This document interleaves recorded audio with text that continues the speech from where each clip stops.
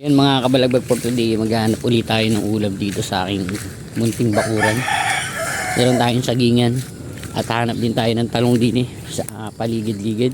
May tanim na hindi atin. Tsaka talbos ng kamote. Stay tuned lang kayo mga kabalagbag. Hanap tayong ulam. Isa nakakita tayo dito ng talbos ng kamote. Isa na to, pwede to. Pwede na to.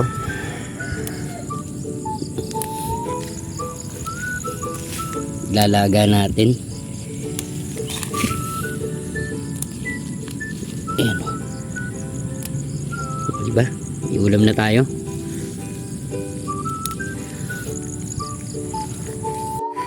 Dito naman tayo ngayon mga kabalagbag. Pasukin natin tong ating ating sagingan. Dito naman tayo maghahanap ng puso ng saging para mailaga.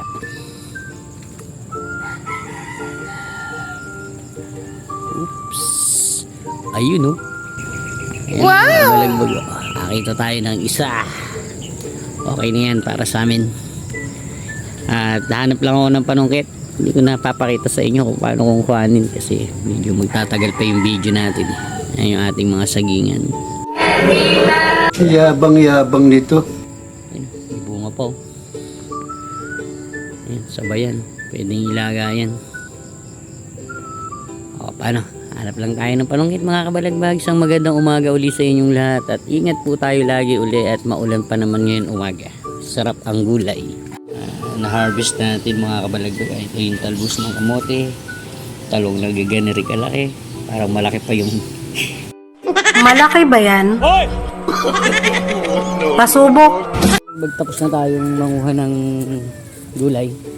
Siya nga pala, kung mahilig ka sa mga ganitong klaseng content, huwag ka nang mag-atubiling mag-subscribe at hit mo na rin yung notification bell para updated ka sa mga video na aking ginagawa sa YouTube.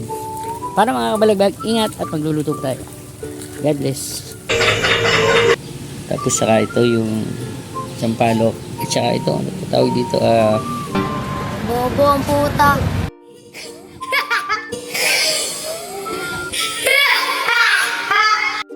Puso ng saging. Ayan. Okay. Nasiwan sariwa oh. Ayan mga kabalagbag, aking lilinisin tong puso ng saging para mailaga na.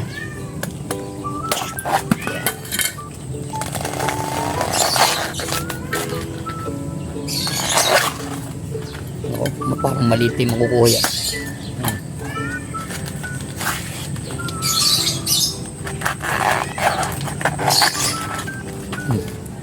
Eri lang.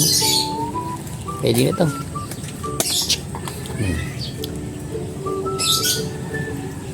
Ready to lagay na. Ingat lagi mga kabalagbag.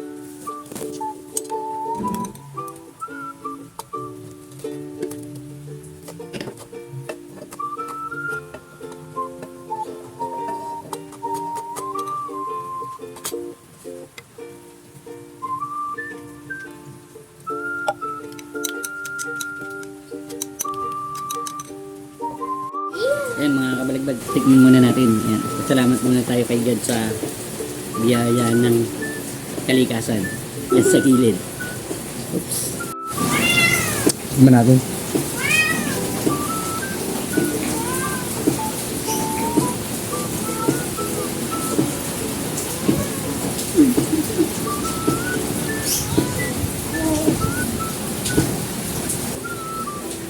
Yun ang kagat.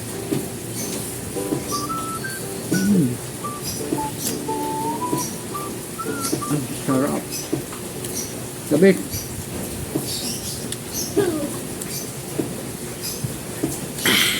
Sakto sa agahan. Maulan. Ingat po tayo lagi. God bless.